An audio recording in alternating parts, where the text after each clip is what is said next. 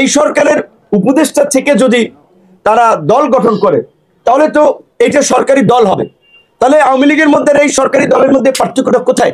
গণ অভ্যুত্থানকে যেভাবে গুটি কয়েক ব্যক্তি কেন্দ্রিক গ্লোরিফাই করা হচ্ছে কিংবা কাউকে বিশেষ ভাবে ক্রেডিট দেওয়া হচ্ছে, সেটা তো বাস্তবতা না।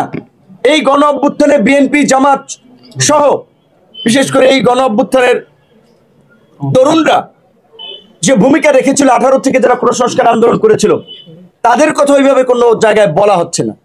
এখন সরকার আছে, সরকার উপদেষ্টা হয়ে তারা সরকার ব্যবসা বাণিজ্য সবকিছু নিয়ন্ত্রণ করছে, গণমাধ্যমকে নির্দেশনা দিচ্ছে, এইভাবে খবর দেখাবেন, এইভাবে প্রচার করবেন, তারা প্রচার করছে। আওয়ামী মাফিয়া দুর্বৃত্তদের সাথে রাতের অন্ধকারে মিটিং করা হচ্ছে, তাদেরকে পুনর্বাসনের জন্য আশ্বস্ত করা হচ্ছে, আমলাতন্ত্র থেকে শুরু করে রাজনীতি সব জায়গায়। এগুলো তো আমরা মেনে নিতে পারি না।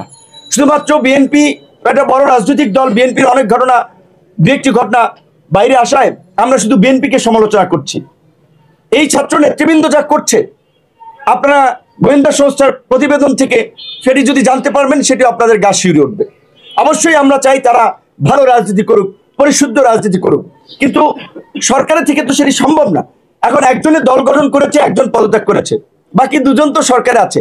সরকারের বিভিন্ন মন্ত্রণালয়ে ছাত্র উপদেষ্টাদের তদারকি কমিটি আছে। সরকারের সাথে কাজ করায় স্বাভাবিকভাবে 3 উপদেষ্টার একটা ভালো নেক্সাস তৈরি হয়েছে। এখন তারা যদি একজন পদত্যাগ করে, দুজন তো আছে, এবং এই আন্দোলন কেন্দ্রিক বিশেষ করে এইখানে যারা উপদেষ্টা গঠন হয়েছে, তাদের আমরা যে গত 6 মাসের ভূমিকা দেখেছি, এটা নতজানু একটা ভূমিকা।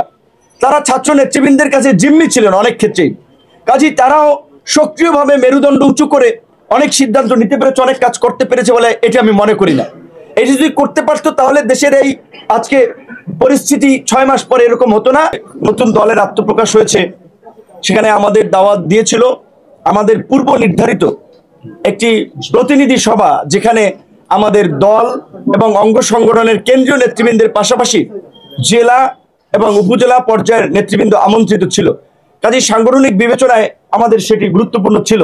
আমরা কিন্তু নতুন দলের বিষয়ে, তরুণদের রাজনীতিতে অংশগ্রহণের বিষয়ে সবসময় ইতিবাচকভাবে বলে আসছি, কিন্তু এই জুলাই গণ অভ্যুত্থানকে কেন্দ্র করে যারা রাজনীতি করতে চাচ্ছে, তাদের অনেকে আমাদের সহযোদ্ধা সহকর্মী ছিল। আমাদের কিছু নৈতিক জায়গা থেকে, আদর্শিক জায়গা থেকে তাদেরকে আমরা সুপরামর্শ দিয়ে আসছি, আমরা ভবিষ্যতেও দিব।